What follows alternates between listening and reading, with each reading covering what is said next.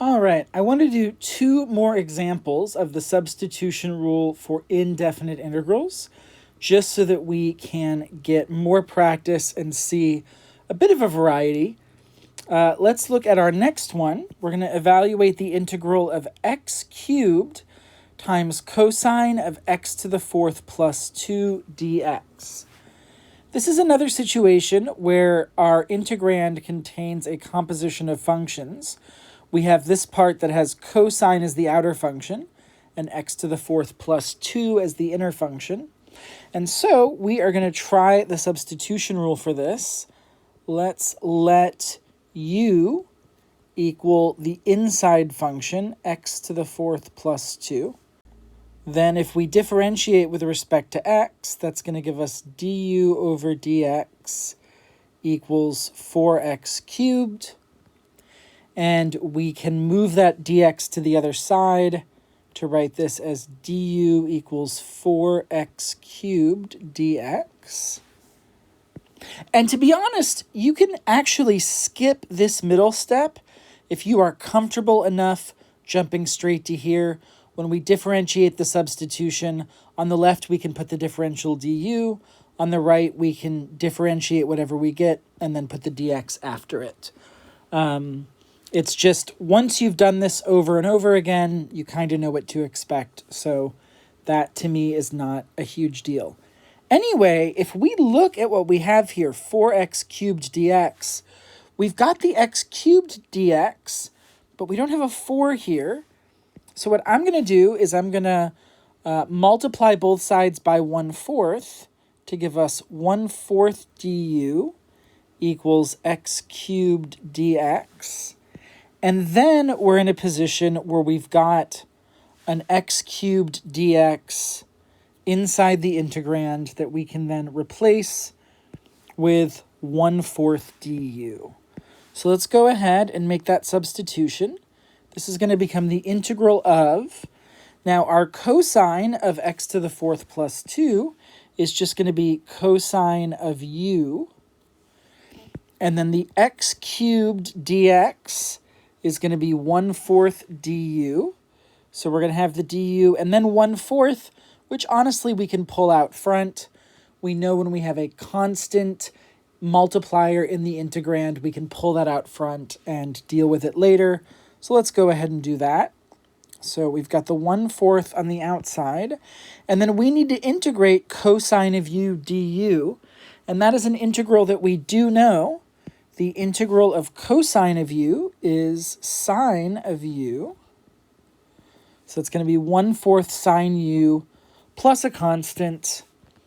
There's no sense in putting these in parentheses and distributing the 1/4 because 1/4 times a constant is just another constant. So we can just stick that constant at the end.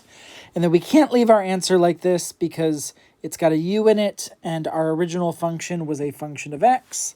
So we need to substitute back in for that u, and that's going to give us 1/4 sine of x to the fourth plus 2, and then plus a constant. So that is what we get there. I want to do one more just so that we've got a few of these under our belt, but I do want to encourage you to go through the example videos. There are a couple of them in there that cover things that are very different from what you're seeing in these intro videos. So really important that you go through those videos. But I want to do one more example while I've got you here.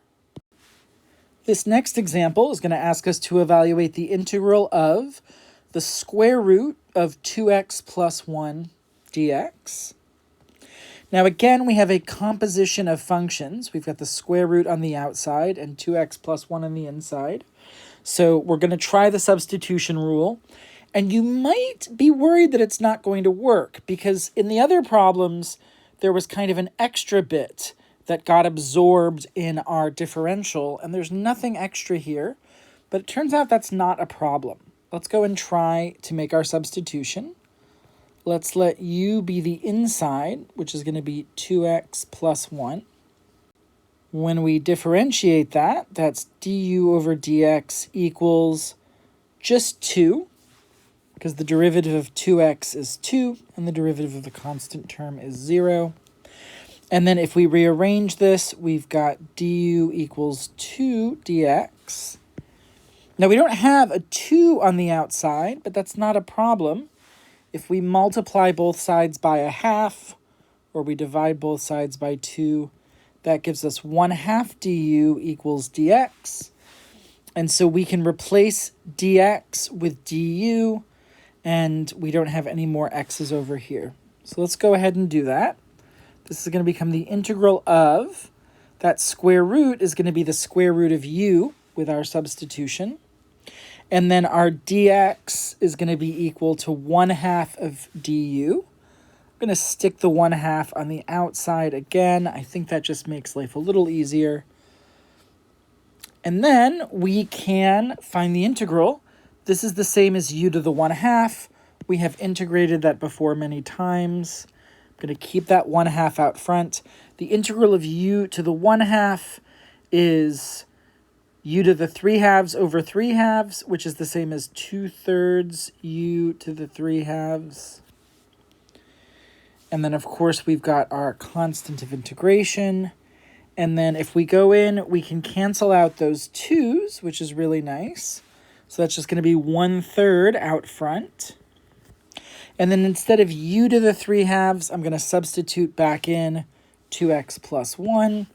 So that's going to be 1/3 times 2x plus 1 to the 3/2 plus a constant.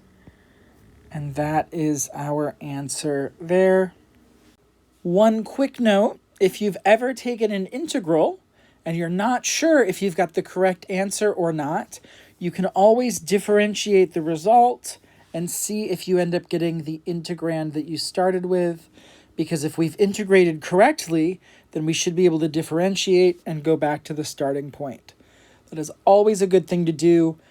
I know, students, I know that you have busy lives and you're not going to do this for every single problem, and that is okay, but you should do it for a few of them just to get practice, because if you're ever taking a test and you want to know whether or not you have integrated correctly, this is the best way to check your work and feel confident on that test that you're correct, you're good to go, and not worry about whether or not maybe you've made a mistake. So good practice to do every once in a while.